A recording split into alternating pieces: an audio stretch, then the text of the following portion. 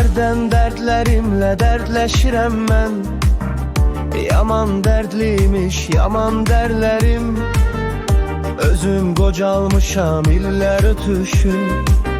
Qalıb əvvəlki tək cavan dərdlərim.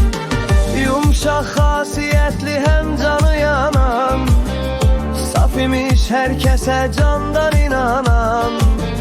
Özünün dərdinə çarə tapmayan, özgənin dərdinə yanan dərdlərim.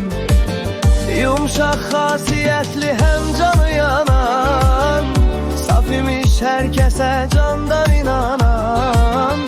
Özünün dərdinə çarə tapmayan, özgənin dərdinə yanan dərdlərim.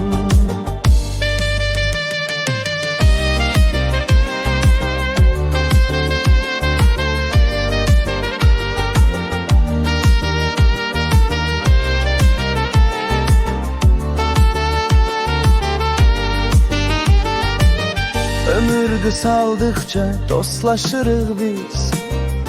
Bir olub sirimiz, dərdi sərimiz. Qocalıb olsa da mənimlə əkiz. Yaşını hamıdan danan dərdlərim. Hərdən dərdlərimlə dərdləşirəm mən.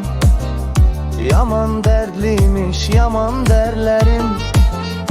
Özüm qocalmışam illər ötüşüb. Qalıb əvvəlki tək cavan dərdlərim. Yumşaq xasiyyətli həm canı yanan, saf imiş hər kəsə candan inanan. Özünün dərdinə çarə tapmayan, özgənin dərdinə yanan dərdlərim.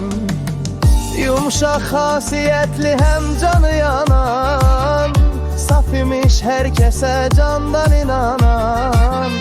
Özünün dərdinə çarə tapmayan, özgənin dərdinə yanan dərdlərim.